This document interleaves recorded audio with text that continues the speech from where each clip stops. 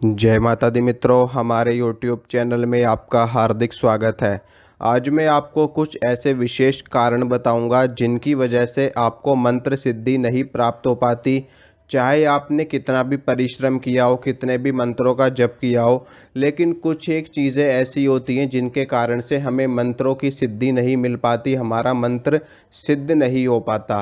तो सबसे पहला और सबसे बड़ा कारण है वो ये है कि गुरु के द्वारा मंत्र ना मिलना। अगर आप किसी भी मंत्र को सिद्ध करना चाहते हो या किसी भी देवी या किसी भी देवता की सिद्धि प्राप्त करना चाहते हो और आप उस मंत्र को कहीं से भी, चाहे वो इंटरनेट से हो, किताबों से हो या यूट्यूब से हो या गूगल से हो, कहीं से भी आप यूं ही उठा करके उस मंत्र का जप करने लगते हो तो उस मंत्र की सिद्धि आपको नहीं मिल पाएगी। ये सबसे बड़ा और सबसे प्रमुख कारण होता है। चाहे आप कितना भी जप कर लेना, कितने भी अनुष्ठान कर लेना, जब तक आप मंत्र को गुरु के द्वारा गुरु से नहीं प्राप्त करोगे या फिर योग्य गुरु के द्वारा आपको मंत्र नहीं प्रदान किया जाएगा, तब तक आपको मंत्र की सिद्धि या देवी देवताओं की सिद्धि प्राप्त नहीं हो पाएगी। इसके बाद में दूसरा जो प्रमुख कारण होता है, दूसरा जो बड़ा कारण होता है वो ये है कि जो चीज़ें होती हैं जिनका परहेज करना होता है हमें मंत्र सिद्धि के दौरान में। मान लीजिए आपके पास किसी सात्विक देवता का मंत्र है, उदाहरण के तौर पे भगवान विष्णु के मंत्र का जप आप कर रहे हो या भगवान विष्णु का कोई भी मंत्र आप सिद्ध कर रहे हो और उस मंत्र को आपने गुरु से भी प्राप्त कर रखा है और उसके बाद में आप कुछ एक चीज़ों का परहेज नहीं कर रहे हो तो भी आपको मंत्र सिद्धि नहीं प्राप्त हो पाएगी। जैसे कि आप शराब का सेवन करते हो, आप मांस का सेवन करते हो, मांस खाते हो, अंडा खाते हो या फिर आप किसी भी तरह की नॉन वेजिटेरियन चीज़ों को खाते पीते हो तो भी आपको मंत्र सिद्धि नहीं प्राप्त हो पाएगी, आपका मंत्र नहीं सिद्ध हो पाएगा। क्योंकि भगवान विष्णु परम सात्विक देवता हैं और वो उनका मंत्र सिद्ध तभी हो पाएगा जब आप सात्विक आचरण करते हुए मंत्र को सिद्ध करोगे, मंत्र का जाप करोगे। तो अगर आप ये सारी चीज़ें करोगे तो आपको मंत्र सिद्ध नहीं हो पाएगा। हाँ, अगर आप तामसिक रूप से कोई मंत्र सिद्ध करना चाहते हैं, जैसे कि आप किसी तामसिक देवता के मंत्र का जप कर रहे हैं, तो आप इन चीज़ों को खा भी सकते हो, इन चीज़ों को पी भी सकते हो, तब भी आपको मंत्र की सिद्धि प्राप्त हो जाएगी। लेकिन अगर आप ये चाहो कि हम सात्विक देवता के मंत्र को सिद्ध कर लें और हम किसी भी चीज़ का परहेज भी ना करें तो आपको मंत्र की सिद्धि कभी भी प्राप्त नहीं हो पाएगी। उदाहरण के तौर पे मान लीजिए आप माता काली की तंत्र साधनाएं करते हो और माता काली के मंत्र को आप सिद्ध करना चाहते हो, लेकिन अगर आप माता काली की मंत्र सिद्धि के दौरान में मांस मदिरा का सेवन भी करोगे तब भी आपको मंत्र की सिद्धि प्राप्त हो जाएगी। क्योंकि माता काली तामसिक शक्ति हैं और उनको मांस मदिरा का भोग भी दिया जाता है। वैसे उनकी पूजा सात्विक रूप से भी करी जाती है और तामसिक रूप से भी करी जाती है, लेकिन फिर भी आपको माता काली की सिद्धि प्राप्त हो जाएगी इन सभी चीज़ों का सेवन करते हुए भी। लेकिन अगर आप ये चाहो कि हम भगवान राम के मंत्र को सिद्ध कर लें, भगवान विष्णु के मंत्र को सिद्ध कर लें या फिर हम हनुमान जी के मंत्र को सिद्ध कर लें तो ऐसा संभव नहीं है। तीसरा जो बड़ा कारण होता है वो ये होता है कि ब्रह्मचर्य का पालन ना कर पाना। ठीक है, ब्रह्मचर्य का पालन ना करना। अगर आप किसी मंत्र का अनुष्ठान कर रहे हो उस मंत्र को सिद्ध करने के लिए, मान लो आप 1.25 लाख मंत्रों का अनुष्ठान कर रहे हो मंत्र सिद्धि प्राप्त करने के लिए और उस अनुष्ठान के दौरान आप ब्रह्मचर्य का पालन नहीं करते हो तो भी आपको मंत्र की सिद्धि नहीं प्राप्त हो पाएगी। इसके अलावा जो प्रमुख कारण होता है वो ये है कि पराई स्त्री का चिंतन करना।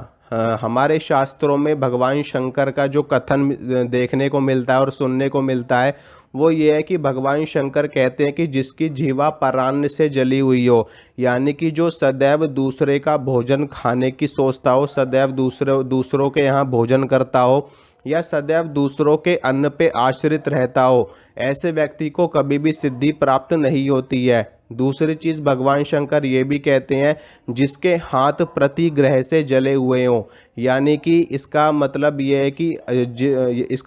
है कि जो भी व्यक्ति हमेशा दूसरों का घर बर्बाद करने की सोचता हो, दूसरों के घर को हड़पना चाहता हो या दूसरे के परिवार को नुकसान पहुंचाना चाहता हो, दूसरों के परिवार को, उसके घर को तबाह करना चाहता हो, तो ऐसे व्यक्ति को कभी भी मंत्र सिद्धि प्राप्त नहीं होती है, देवी देवताओं की सिद्धि प्राप्त नहीं होती है। इसके अलावा तीसरी चीज भगवान शंकर ने बताई है, जो सदैव पराई स्त्री का चिंतन करता रहता हो, जिसका मन सदैव पराई स्त्री के चिंतन में जलता रहता हो, तो ऐसे व्यक्ति को भी मंत्र सिद्धि, तंत्र सिद्धि या फिर देवी देवताओं की सिद्धि प्राप्त नहीं होती है। तो इन सभी चीज़ों को जो भी व्यक्ति फॉलो करता है उसको तो मंत्र सिद्धि भी प्राप्त होती है, देवी देवता प्रत्यक्ष आकर के दर्शन भी देते हैं और सारी तंत्र साधनाएं, सारी मंत्र साधनाएं उनको सफल भी होती हैं। लेकिन जो व्यक्ति इन सभी चीज़ों, इन सभी नियमों को नहीं मानता, इन सभी चीज़ों को नहीं फॉलो करता, उनको कभी भी मंत्र की सिद्धि प्राप्त नहीं होती। ये तो प्रमुख कारण होते हैं जो मैंने आपको बताए। इसके अलावा कुछ विशेष अनुष्ठानों में विशेष तरह के नियम होते हैं, जैसे कि भूमि शयन करना, एक समय भोजन करना, अंडा मीट शराब इन सभी चीज़ों का परहेज करना। इसके अलावा मौन व्रत रखना, अपना भोजन स्वयं पकाना और स्वयं खाना,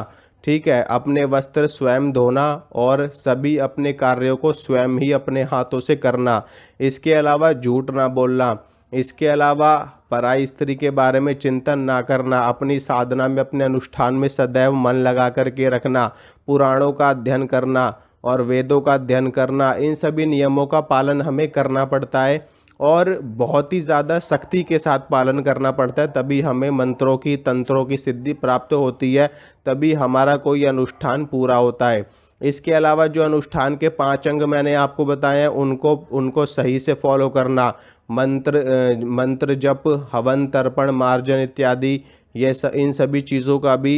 पालन करना पड़ता है, इन सभी चीज़ों को करना पड़ता, तभी हमें मंत्र सिद्धि प्राप्त होती है।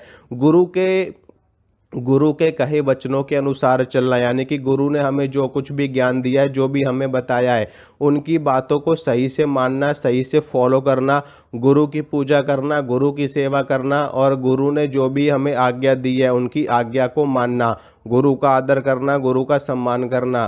तो ये सारी चीज़ें होती हैं। इसके अलावा भी बहुत सारे नियम ऐसे होते हैं जिनको फॉलो हमें करना पड़ता है साधनाओं के हिसाब से, ठीक है। तंत्र साधनाओं के कुछ अलग नियम होते हैं, मंत्र साधनाओं के कुछ अलग नियम होते हैं, यंत्र साधनाओं के कुछ अलग नियम होते हैं, शाबरी विद्या की जो साधनाएं होती हैं उनके कुछ अलग नियम होते हैं। इसके अलावा